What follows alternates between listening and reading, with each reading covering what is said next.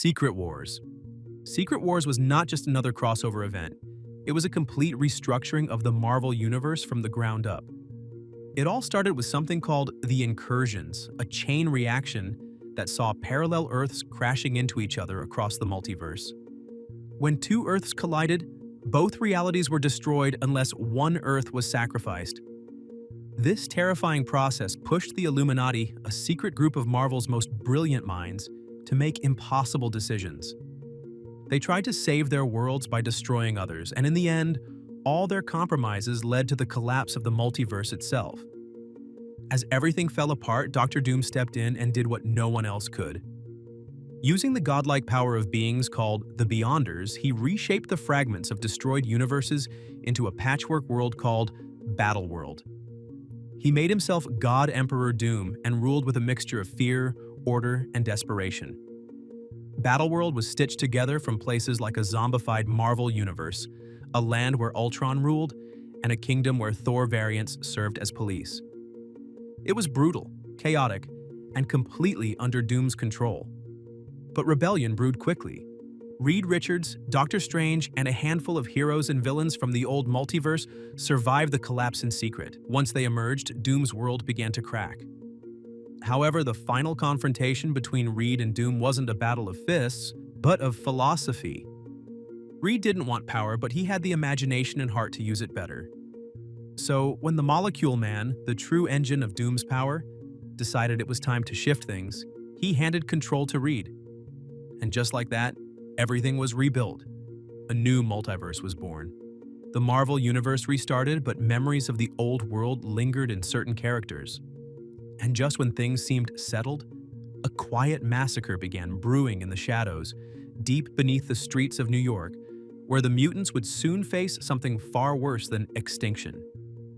Mutant Massacre. The Mutant Massacre was a full-blown bloodbath that changed the X-Men forever. It began deep in the sewers of New York City, where an underground society of outcast mutants called the Morlocks lived hidden from the surface world. Yet these were not your typical mutants in flashy costumes. They were outcasts, often deformed, and had carved out a life beneath the streets where no one could judge them. Then came the Marauders, a ruthless team of killers working under Mr. Sinister. Without warning, they launched a brutal attack on the Morlocks, hunting them like animals and leaving behind piles of bodies. But why? Sinister wanted to wipe out any mutant line he saw as flawed, and the Morlocks were caught in his twisted science project. And with Sinister's justified reasons, the carnage was shocking. Limbs were severed, children were slaughtered, and the tunnels turned into a killing field. Upon hearing the screams, the X-Men dove into the sewers to protect the innocent, but even they weren't prepared for what they found. Nightcrawler was gravely injured, Colossus was pushed to his breaking point, and Shadowcat was phased into a near-death state. Even Wolverine, the battle-hardened veteran, walked away scarred. Meanwhile, X-Factor, who were posing as mutant hunters in public to secretly save mutants, also got pulled into the chaos. This led to the first real clash between the X-Men and X-Factor, sowing seeds of distrust and miscommunication between them. Angel was perhaps the most tragic victim. Captured by the Marauders, his wings were pinned and mutilated, leading to their amputation. That single act would later transform him into the dark, vengeful Archangel under Apocalypse's control. Despite the X-Men's intervention, the massacre ended with massive casualties. The Morlock community nearly wiped out, and every surviving mutant carrying emotional and physical scars. From that point on, the X-Men realized there were enemies out there who didn't want control or power. They wanted complete extermination. But even with the pain still fresh, the cosmos was already stirring, setting the stage for a battle over power that would reach far beyond Earth. Infinity Gauntlet. The Infinity Gauntlet crossover was more than just a battle. It was a full-on cosmic nightmare triggered by one mad titan's obsession with death itself.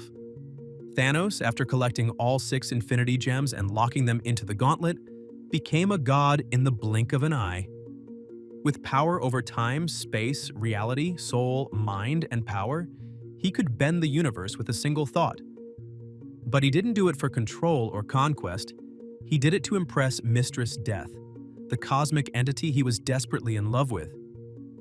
To prove his devotion, Thanos snapped his fingers and instantly erased half of all life in the universe. Just like that, heroes vanished, planets emptied, and chaos spread like wildfire across galaxies. The remaining heroes, stunned and hopeless, gathered under the leadership of Adam Warlock, a cosmic being who understood what they were up against. They brought everyone they could, from Earth's strongest to cosmic powerhouses like the Silver Surfer and the Celestials. Still, Thanos toyed with them. He dismantled reality, turned people into stone, and played with time like it was a toy. He even imprisoned some heroes in unending loops of agony just for fun. It wasn't until Thanos made the mistake of ascending beyond physical form that his grip loosened. While his spirit roamed, Nebula, his often abused granddaughter, seized the Gauntlet and undid much of the damage he had caused. But her rule was short-lived too. Warlock stepped in, claimed the Gauntlet, and made the decision to split the Infinity Gems among a group he called the Infinity Watch. The war ended, but the damage left behind was monumental. Planets had been decimated, relationships shattered, and the fear of another snap haunted every corner of the cosmos. Additionally, trust in cosmic forces eroded, and Thanos, though defeated, proved that godlike power could fall into the wrong hands at any time. But before that fear even had time to settle, another being was already growing within the shadows of Earth's heroes, and his rage would soon shake the foundations of the Marvel Universe. Onslaught. Onslaught started with a psychic accident no one saw coming. Professor Charles Xavier, known for his peaceful ideals, had reached his breaking point. Years of mental strain and constant battles finally pushed him too far when he wiped Magneto's mind clean after the mutant terrorist tore the adamantium from Wolverine's body. But something dark and twisted was left behind. That moment birthed Onslaught, a new entity formed from Xavier's hidden rage and Magneto's destructive will. Yet Onslaught wasn't just another villain. He was a full-blown psychic god, with Xavier's intellect, Magneto's hatred, and unlimited psychic power. He slowly grew stronger, manipulating events from the shadows until he was ready to strike. And when he did, the entire Marvel Universe trembled. The X-Men were the first to notice something was wrong. Jean Grey, Cyclops, and Beast felt the psychic waves ripple across the world. Soon, the Fantastic Four, the Avengers, the Hulk, and even lesser-known teams like the Inhumans were pulled into the chaos. Onslaught's power had become so vast that he wasn't just attacking physically. He bent reality, summoned an army of Sentinels, and created entire zones of psychic control. But his goal wasn't simple domination. He wanted to reshape the world, purging it of human hatred and control by any means necessary. The heroes tried to reason with him, to find traces of Xavier still buried inside, but Onslaught only grew more violent. Even Franklin Richards, the young son of Sue and Reed Richards, with his own reality warping powers, was kidnapped and used to fuel Onslaught's ambitions. The final battle in Central Park was brutal. To stop Onslaught, the non-mutant heroes, including Iron Man, Captain America, Thor, and the rest of the Avengers and Fantastic Four, sacrificed themselves by plunging into his energy form, destabilizing him from the inside. Only mutants could not enter, or he would have absorbed their powers. With their sacrifice, Onslaught was finally destroyed, and reality was saved. But it came at a massive cost. The Marvel Universe lost nearly all its top-tier heroes in one terrifying blast of light. And from that absence, the world began to crack open, leading to a darker age that would soon tear the Avengers apart from within. Avengers disassembled. It didn't start with a cosmic threat or an alien invasion. It started with a body dropping from the sky. Jack of Hearts, long thought to be dead, returned to Avengers Mansion and exploded, taking Ant-Man with him. That single moment was the spark that shattered everything the Avengers had built. As the dust settled, no one had time to grieve because a Kree invasion hit next. SHIELD was caught off guard and the Avengers scrambled to defend New York.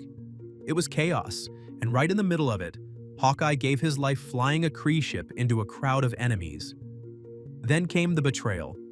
Vision, long considered one of the most stable Avengers, crashed a Quinjet into the mansion and released Ultron bots from his body.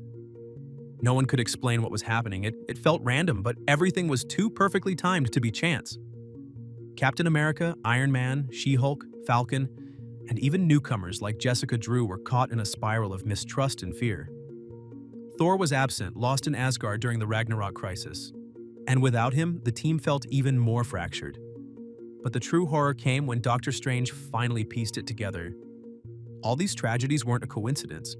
They were manifestations of one broken mind. Wanda Maximoff, the Scarlet Witch, had lost control of her reality warping powers after remembering the children she lost. Those memories had been erased to protect her sanity, but once they resurfaced, her fragile control cracked completely. Driven by grief and manipulated by chaos magic, Wanda unconsciously tore the Avengers apart from within. Her mind was trying to make sense of the pain by rewriting reality around her, but in doing so, she became the greatest threat the team had ever faced.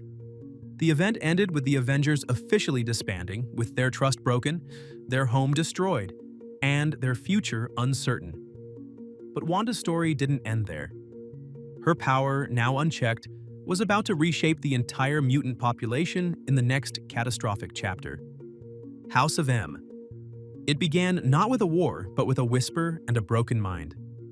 Wanda Maximoff had lost her grip on reality, and the world could no longer ignore the danger. After the devastation she caused in Avengers Disassembled, the leaders of Earth's heroes met in secret to decide her fate. They debated whether Wanda, the Scarlet Witch, should be killed for the safety of all, a horrifying discussion made heavier by the fact that her brother Pietro overheard everything. Pietro, desperate to save his sister, ran to her and convinced her to do the unthinkable. And Wanda rewrote existence itself. In its place, she gave the world something beautiful, something wrong. Welcome to the House of M, a new world ruled by mutants, not humans. Magneto was king, Charles Xavier was missing, and every hero's deepest desire had been granted. Spider-Man had Uncle Ben back and was married to Gwen Stacy. Captain America had lived a full life as an old man. Wolverine led SHIELD alongside Mystique, but he remembered everything. That last part was key because when Logan realized reality had changed, he began waking up the others. Soon, a resistance formed, led by heroes who remembered the real world after Logan and his team found Layla Miller, a mysterious young mutant with the power to restore memories. As each hero awoke, the illusion cracked, and the truth about Wanda's reality manipulation came to light. It all led to a final battle in Genosha, where Magneto learned his children had twisted reality in his name. In a final act of despair, Wanda undid everything with a phrase that shook the Marvel Universe: "No more mutants." Reality reset, but the consequences were devastating. Over 98% of the world's mutant population lost their powers instantly.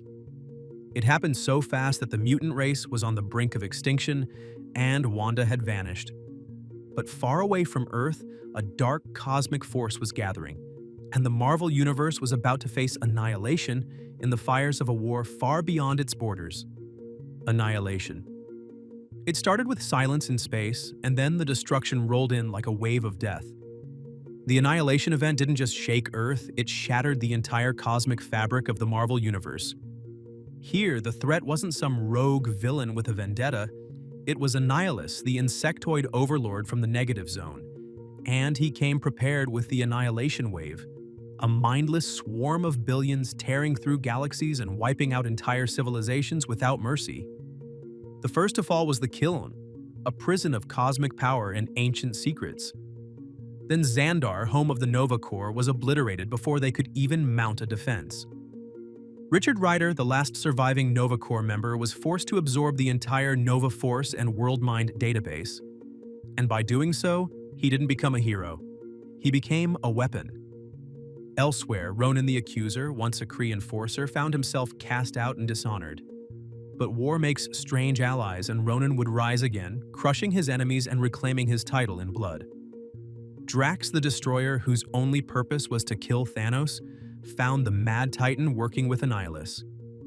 That betrayal set Drax on a path of pure destruction, culminating in one of the most brutal kills in Marvel cosmic history. Silver Surfer, long freed from Galactus, returned to his master's side to stop the tide. And even Galactus, a cosmic constant, was captured and turned into a bomb.